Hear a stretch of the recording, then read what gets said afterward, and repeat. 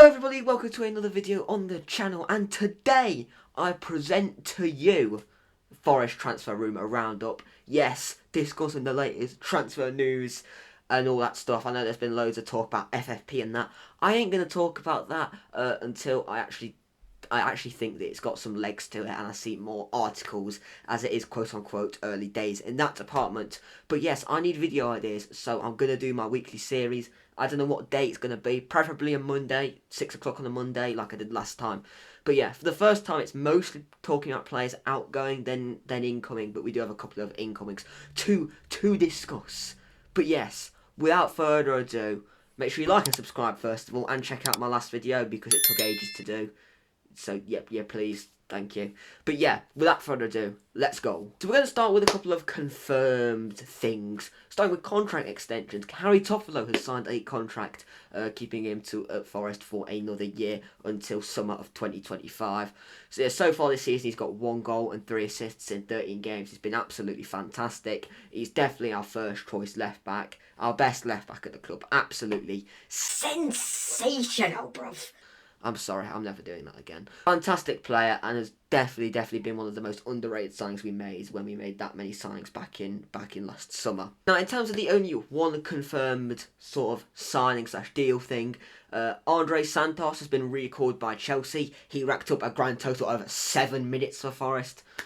Honestly, I've got to respect the admin for actually being able to find a picture of him playing in a Forest shirt, which wasn't his signing video. Like, yeah, I don't know why we signed him, to be honest. He could play as a 10 or as an 8, well, we've got Morgan Gibbs-White, so... And at that time, we didn't really play with number 10s that much. It was normally like a 4-3-3. And he can also play as a centre mid, as a number 8, but then we have about 6 options there. So yeah, there was no point in that. There's reports saying he wasn't a Cooper signing. According to The Athletic, again, I don't know. I don't have any sources at the club, okay? The ketchup that I've got in my cupboard is as far as sources go. But yeah, so I don't know. It wouldn't surprise me if he was a Cooper signing because he was a young player. However, it wouldn't surprise me either way. Right, we're going to talk about 2 players that are linked with coming to the club. The first player is, I can't believe I'm saying this, Roberto Firmino. Yeah, he's linked with Nottingham Forest. I don't know how strong the rumours are. I've seen one journalist tweet out about it. They have 3.3 million followers, so they seem very much reliable, and a couple of other reasonably noteworthy Forest accounts have also discussed it. So, yeah, and there's I've looked, and it seems like the reports have some legs to it. Doesn't mean we'll sign him, though. However, during his time at Liverpool, 362 appearances, 111 goals and 79 assists. That's not too bad. In the summer, he went out to Saudi Arabia and he's made 19 appearances, got 3 goals, 3 assists. Not too bad. However, the only sort of negative that I can sort of see with this signing is he's not a majorly clinical goal scorer. You know, he's not known for, you know, getting that one chance and finishing it, you know. He can be a little bit wasteful, especially towards the tail end of his career at Liverpool. Maybe a few years ago, possibly, and if memory does serve me well, he's a little bit injury prone. So, I'm not too sure. If we're going to send Origi back, then yeah, but I just don't see the need to bring in somebody that's going to play a similar sort of role to Origi. Even if he does come in, it doesn't matter how many goals he scored at Liverpool.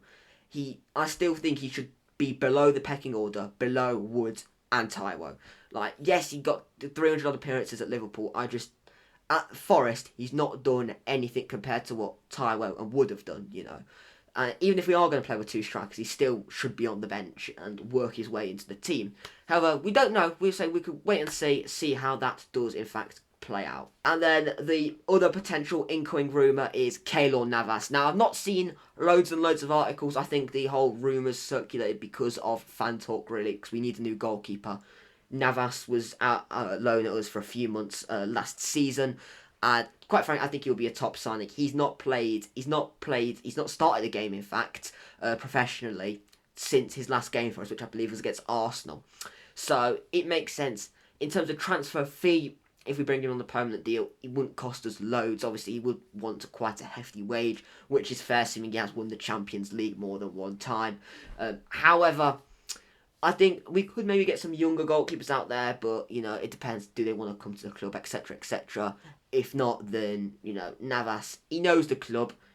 he knows the location, and he knows a fair few of the players. So it does make sense to do that, and to bring someone in of his experience and of his overall calibre. But yeah, I think we can get him for less than £5 million. Obviously, I'm still aware that there is the potential issue of FFP. But yeah, from what I can tell, the charges seem to be mostly for when we were in the Championship, which I don't quite understand. That I say I'm not quite switched on in terms of all of the financial punishments, etc., etc. But yeah, it doesn't really make sense to me that you've got the likes of Chelsea and Manchester City committing far worse things than what we have done so far, but they've not even been punished. So that's all I'm saying. I'm just putting it out there. Obviously, as I said, I'm not quite switched on, so please do not attack me in the comment section if I'm wrong there. But yeah, back onto Navas. Yeah, I think we could get him for a very nice fee. So I don't see there'll be an issue with it. I think if there's other younger alternatives that have played in the Premier League, I think maybe go for those. However, Navas is just a safe option for us. Now, in terms of the outgoings, we're going to start with Andrew Omobindele now. This seems incredibly harsh. However, he's linked with potentially leaving the club on loan in January. He's not played a minute for us. Not a minute. So yeah, he came in. He sort of worked his way to being on the bench under Cooper. However, we've not seen him at all under Nuno. I said this in the tier ranking video. It's up there. I said this. We should give him the Blackpool game, see how he performs. If there's something to build on, then maybe give him a cameo off the bench to see how he does. I don't think he will be a bad option at all. We spent 20 mil on him, so it does seem very harsh.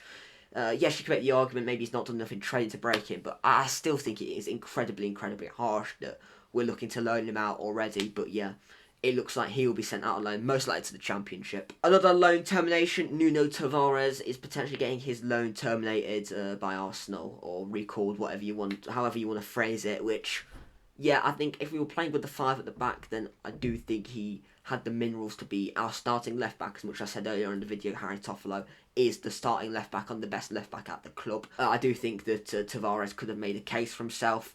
However, yeah, he's played, 2 games, 0 starts. Yeah, if Arsenal want to recall him, frees up a loan slot, we can get somebody else on loan. I do say this with a little bit of a heavy heart. Joe Worrall. He looks like he's going to be leaving the club in January, which I still think is quite harsh. It's only reports that are suggesting this, that it's not guaranteed that he had a fallout with Cooper. It's not guaranteed. And he's been linked with Leicester, West Ham and Middlesbrough. I don't see West Ham signing him, quite frankly. I know David Moyes quite likes Worrall. He's been linked with him in a few transfer windows previously. However, I don't see him going to West Ham, quite frankly. Leicester, I don't think the fans would really get on board with that, with his celebrations against them in the Cup. And Middlesbrough, I could see him going to Middlesbrough. I think he'll be a perfect fit at Middlesbrough. Mid-table, upper-end table side in the Championship. I think he would go and do very well there. And it would leave a bit of a bitter taste in everyone's mouth that if he did go to Leicester, which location-wise they are rivals. So yeah, but he's made 224 appearances for the club, 37 of those being Premier League appearances. It was absolutely fantastic for us in the Championship. He is the club captain, which what would make it even harsher if we are to sell him. So it's a difficult one to really, look at. I do think it's harsh. A lot of people on social media saying, "Oh, why is he blocking people?" I'm not being funny, but some of the stick he's getting, why should he not be blocking people? He's getting everything thrown at him. I don't blame him for blocking some people with the stuff that's been said about him. However, yeah, I think it's probably the best for his career, because I don't quite see him breaking into the starting 11. Maybe it could be a rotation option, but yeah, it seems harsh as he is the captain, but probably is for the best. Scott McKenna, for similar reasons to Joe Worrall, it looks like he's going to be departing. It looks inevitable that he's going to be going to Celtic, which I still think he would do a job in the Championship. And I think him and Worrall, people seem to have forgot that defensive performance against Chelsea when those two were in the back 3 was absolutely brilliant. And he's played I think they've both played 1 game since then. And I think also McKenna, people are also forgetting about McKenna. Prior to his hamstring injury against Fulham when we lost 2-0, he was actually not that bad. We were starting to build some form of performances, some better performances. And he then got, I think it was a hamstring injury, came back, played 2 games, then he injured his shoulder. So, you know, he hasn't been dealt the best of cards, and, you know, he's not really got his way fully back into the first team since those 2 injuries. So, yeah, I think, you know, Celtic, he's going back to Scotland, where he's originally, you know, from. We signed him from Aberdeen. You know, if you're going to go to any, you know, Scottish club, you're going to choose Celtic or Rangers. He's also been linked with Turkey, but I think he will probably go to Celtic. I still think he could do a job in the Championship. I still think he's a capable Premier League defender. I just think he doesn't quite outpip Muriel, Niakate, or even Bolly, unfortunately. It's a shame because he's made like 105 appearances for the club, 3 goals. It's a shame, but most likely it is probably for the best for his career to progress and try and stamp himself consistently in the Scottish national team first team. But yeah, those are all the rumours. There's not been loads flying around because obviously the FFP talks, that's the main thing that's hogging all the Forest news at the moment. So yeah, I will try and do this weekly. Hopefully the rumours do get going, and you know, this FFP stuff can be brushed to the side. But yes, thank you all for watching this video. Make sure you smash a like on the video. Subscribe if you are in fact new. I'd like to get to 600 as soon as possible. Yeah, social medias are in fact linked in the description, and I will see you all in the next video. Au revoir.